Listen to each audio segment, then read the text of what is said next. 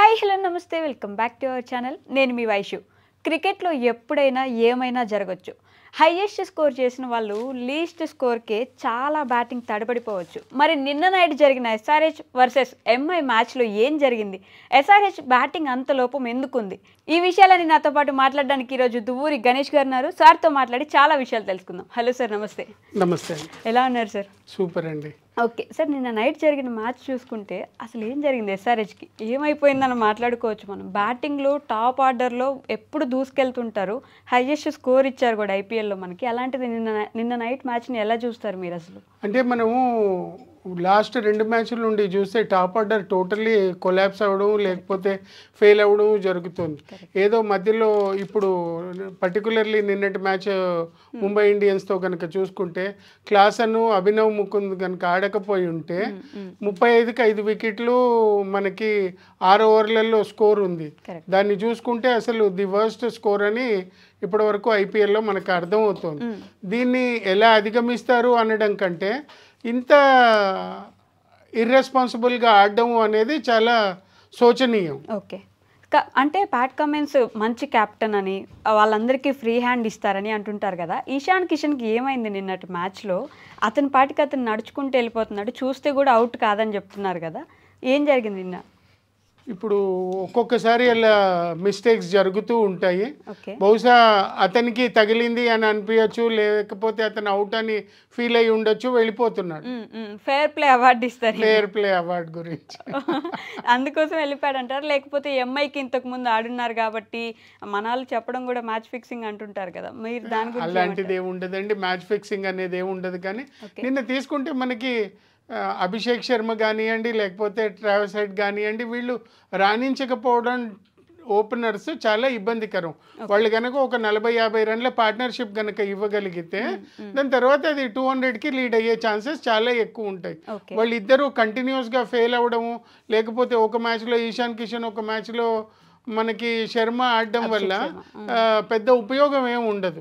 ఇప్పుడు నిన్న మ్యాచ్లో కూడా మనం తీసుకుంటే క్లాసన్ ఆడాడు, ఎటొచ్చి ఇంకొక 50-60 పరుగులు టాప్ ఆర్డర్ నుండి వచ్చి ఉంటే ఇదే 200 చిల్లర స్కోర్ అయ్యి ఉంటే టైట్గా ఉండేది మ్యాచ్. బట్ క్లాసన్ ఆడడం కాకపోతే అసలు లేకపోతే 35 మాత్రమే మన ఎస్ఆర్హెచ్కున్న స్కోర్. అదే 35/5, అదే చెప్తున్నాను. 35/5 ఉండడం ఒకటి. రెండోది వాళ్ళిద్దరు పార్ట్నర్షిప్ కనుక రాకపోతే అభినవ్ ముకుందిను క్లాసన్ది చాలా ఇబ్బందికరంగా ఉండేది.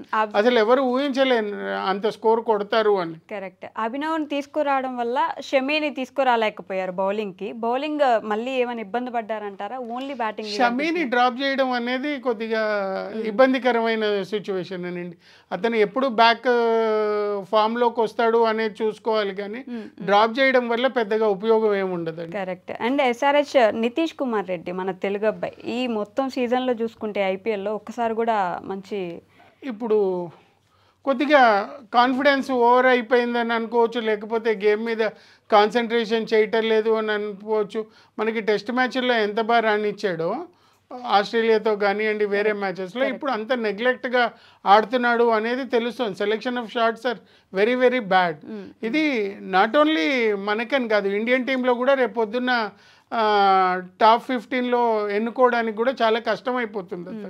ఇప్పుడు ఎస్ఆర్హెచ్ టీం నుంచి ఎవరికైనా నెక్స్ట్ దాంట్లోకి వెళ్ళే ఛాన్స్ ఉందంటారు? అసలు లేదండి. ఇప్పుడు ఆల్రెడీ 8 మ్యాచెస్ 9 ఇంకా సెమీఫైనల్ పడితే చాలా చాలా చాలా కష్టం.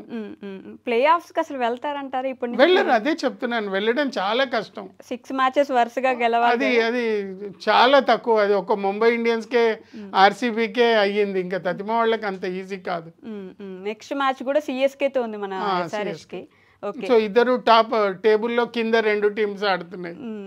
బట్ ఏం లోపించింది అంటారు సార్ చెప్పాలనుకుంటే? అసలు ఎస్ఆర్హెచ్ లోపించడం కంటే నెగ్లెక్ట్ ఎక్కువ అయిందని నచ్చండి. లోపించడం ఏం లేదు, టీం మంచిదే, కానీ నెగ్లెక్ట్ ఎక్కువ అయిపోయింది.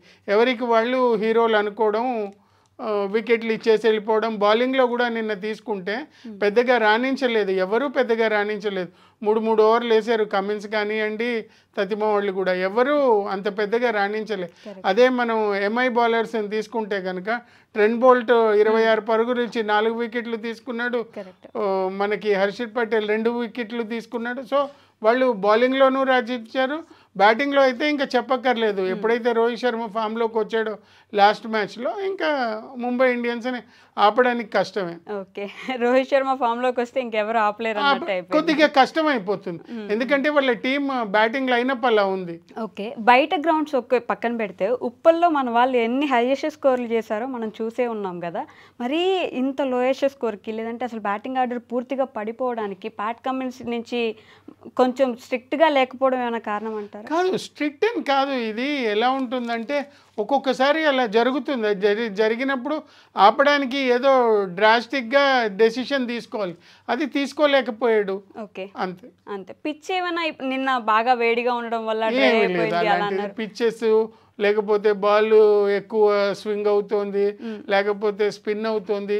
ఇవన్నీ గేమ్ అంటేనే ఈ ట్రిక్స్ అన్నిటి నుండి, ఈ కష్టాలన్నిటి నుండి బయటకు వచ్చి ఆడితేనే కరెక్ట్ అండి. ఓకే, ఎస్ఆర్హెచ్కి ఈ సీజన్లో ఇంక ఇప్పటితో అయిపోయినట్టేనా లేదంటే ముందుకెళ్ళే ఛాన్స్? చాలా అంటే 90% లేదు, ఓన్లీ 10% ఛాన్సెస్ ఉన్నాయి. కానీ ఇప్పుడున్న ఫామ్లో మన హెచ్ఆర్ఎస్ టీంలో చాలా కష్టం అండి. ఓకే, ఆ 10% ఎవరు నమ్ముకోవచ్చు మనం? వీళ్ళు ఆడితే మనం వెళ్తాము అని. అంటే ఓపెనర్స్ ఆడాలండి ఫస్ట్, అన్నిటికన్నా ఇంపార్టెంట్ ఓపెనర్స్ ఆడాలి. ఓపెనర్స్ ఆడితే బౌలర్స్ కూడా స్ట్రెంగ్త్ అవుతుంది. ఓపెనర్స్ ఆడకపోతే చాలా ఇబ్బంది అవుతుంది. మీరు ముంబై ఇండియన్స్ తీసుకున్న రోహిత్ శర్మ ఆడినంతసేపు వాళ్ళు కూడా అన్ని మ్యాచ్లు ఓడిపోతూనే వచ్చారు. రోహిత్ శర్మ కొట్టినవే ఉన్నాయి. అటు ఆర్సీబీకి కోహ్లీ ఆడిన మ్యాచ్లే గెలిచారు. కరెక్ట్. వరుసగా ముంబై కూడా ఓడిపోతూ వచ్చి ఈ లాస్ట్ టాప్ 3 పొజిషన్ లో వెళ్ళిపోయింది. అవునండి, నెట్ రేట్ కూడా చాలా ఇంప్రూవ్ చేసుకున్నారు. అదే చెప్తున్నా, వాళ్ళలో మ్యాచ్ విన్నర్స్ ఎక్కువ ఉన్నారు. ఇక్కడ మ్యాచ్ విన్నర్స్ అని చెప్పుకోవడానికి అభిషేక్ శర్మను, మనకి ట్రావెస్ హెడ్ తప్ప ఎవరు లేరు. క్లాసెన్ కూడా ఇప్పుడు కొంచెం, క్లాసెన్ ఇప్పుడు మొన్న మ్యాచ్లో ఆడాడు, అంతకుముందు అంత పెద్ద పర్ఫార్మెన్సెస్ ఏం లేవు. ఓకే, మరి ఎస్ఆర్హెచ్కి ఇంకా లేనట్టే అవకాశాలు. ముంబై టాప్ 3 చాలా తక్కువ, హెచ్ఆర్ఎస్కి చాలా తక్కువ. కానీ ముంబై ఇండియన్స్ ఇంచుమించు క్వాలిఫై అయిపోతుంది అని అనుకోవచ్చు. ఓకే, ఇప్పుడు 4th స్పాట్కి చాలా టైట్ ఫైట్ జరుగుతుంది. And second point RR RCB ఈ రోజు మ్యాచ్ జరగబోతుంది. సో దాని గురించి ఆలోచిస్తే హోమ్ గ్రౌండ్లో ఆర్సీబీ ఈ సీజన్లో అసలు ఒక్క విన్ కూడా ఇంకా నమోదు చేసుకోలేదు. మరి ఏం జరగబోతుంది అంటారు? చూడాలండి, ఇది అక్కడ కండిషన్ ఎలా ఉంది ఏంటి అనే దాని మీద. సాయంత్రానికి వర్షం పడుతుందా, కొద్దిగా క్లైమేట్ క్లౌడీగా ఉంటుందా అనే దాన్ని బట్టి డిసైడ్ అవ్వాలి. మామూలుగా ప్రిడిక్షన్ ప్రకారం, మన ప్రిడిక్షన్ ప్రకారం ఆర్సీబీ ఈ మ్యాచ్ గెలుస్తుంది అని, హోమ్ గ్రౌండ్ గెలుస్తుంది అని.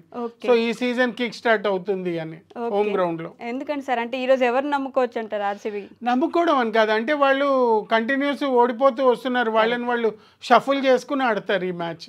ఓకే, అండ్ పట్టిదార్ వల్ల ఈ సీజన్ కొంచెం స్ట్రాంగ్ గా ఉందంటారా, లేకపోతే మన కింగ్ కోహ్లీనే వెనక నుండి నడిపిస్తున్నారు? పట్టిదార్ బాగా ఆడుతున్నాడు, ఫనీత్కర్ బాగా ఆడుతున్నాడు, కోహ్లీ బాగా ఆడుతున్నాడు. వాళ్ళు ఏదో ఆ టాప్ 3-4లో ఒక 2 బ్యాట్స్మెన్లు ఆడడం వల్లే వాళ్ళు గెలవడం జరుగుతుంది ఈసారి పర్టికులర్గా. బౌలింగ్ కూడా బాగుంది. ఓకే, లివింగ్స్టన్ని లాస్ట్ మ్యాచ్లో తప్పించారు, ఈ మ్యాచ్లో కూడా తప్పించడం కరెక్టే అంటారా? లివింగ్స్టన్ని బహుశా ఈ మ్యాచ్లో సబ్స్టిట్యూట్ మనకి ప్లేయర్ కింద తీసుకొస్తారు, బ్యాటింగ్కి యూజ్ చేసుకుంటారు, చూడాలి అది. ఓకే, అండ్ ఆర్ఆర్ విషయానికి వస్తే 14 years వైభవ్ సూర్యవంశీ వచ్చున్నాడు. ఇప్పుడు కొత్తగా ఇంకా ఐపీఎల్లో ఇప్పుడిప్పుడు అడుగులు పెడుతున్నాడు కదా. ఇలాంటి వాళ్ళని మనం ఫ్యూచర్లో ఇండియన్ టీంలో చూసే అవకాశాలు ఉంటాయి. సో ఇలానే అనుకున్నారు, అభిషేక్ శర్మ గురించి కూడా ఇలాగే అనుకున్నారు, అయిపోయింది ఇంకొక బెస్ట్ బ్యాట్స్మెన్ దొరికేసారు అనుకున్నారు. ఎటు వచ్చి ఇంటర్నేషనల్లో కన్సిస్టెంట్గా రాణించాలి అంటే చాలా డెడికేషన్ కావాలి, చాలా ఓర్పు సహనం కావాలి, దాంతోపాటు చాలా సీనియర్ ప్లేయర్స్ యొక్క గైడెన్స్ ఉండాలి. ఇవన్నీ ఉంటే తప్ప అవ్వదు. మొన్న మ్యాచ్లో బ్రహ్మాండంగా ఆడాడు, 30 చిల్లర పరుగులు చేశాడు, బాగా ఆడాడు. సో ఎంట్రీ బాగుంది, దాన్ని పర్ఫార్మెన్స్ అలా కంటిన్యూగా చేయగలిగితే కనుక అతను మేబీ ఒక ఏడాదిన్నరలో ఇండియా టీంలో చూడొచ్చు. ఏడాదిన్నరలో చూసేయచ్చు, చూడొచ్చు. ఓకే, అండ్ ఆర్ఆర్కి ఇప్పుడు నెక్స్ట్ ఎవరి వల్ల ఉపయోగం ఉందంటారు? మరీ కొంచెం భారీగా అంటే కానీ సంజు శాంసన్ రిటైర్డ్ కొద్దిగా ఇంజురీ ఉండడం వల్ల కొద్దిగా టీం ప్రస్తుతానికైతే వీక్గానే కనిపిస్తుంది. ఓకే, దానివల్ల ఆర్సీబీకి ప్లస్ పాయింటే అంటారు ఈరోజు మ్యాచ్కి. ఇప్పుడు T20లో కష్టం ఆర్ఆర్ని అండర్ ఎస్టిమేట్ చేయడం, కానీ 50-50 ఛాన్సెస్కి వచ్చింది. 50-50కి వచ్చింది. హోమ్ గ్రౌండ్ మైనస్ పాయింట్ ఉండడం వల్ల ఆర్సీబీకి కొంచెం 50-50కి వచ్చింది. లేకపోతే మామూలుగా ఆర్సీబీ ఫామ్లో ఉండుంటే మనం 60-40 అని చెప్పుండేవాళ్ళు. ఆర్సీబీ ఫామ్ లో లేదంటారా? అంటే బౌలింగ్ కూడా ఈసారి అంటే బాగా హోమ్ గ్రౌండ్ సంగతి చెప్తున్నాను. ఓకే. హోమ్ గ్రౌండ్ లో బయట బాగా ఆడుతున్నారు అవే మ్యాచెస్ లో, హోమ్ గ్రౌండ్ లో కొద్దిగా మంచి పర్ఫార్మెన్స్ లేదు. సో ఈసారి జాగ్రత్తగా ఆడతారని అనుకుంటున్నాను. బట్ మీ ప్రెడిక్షన్ ప్రకారం ఈరోజు ఆర్సీబీ ఈ రోజు ఆర్సీబీ గెలవాలి. Okay. Okay sir, thank you. Thank you అండి, నమస్తే.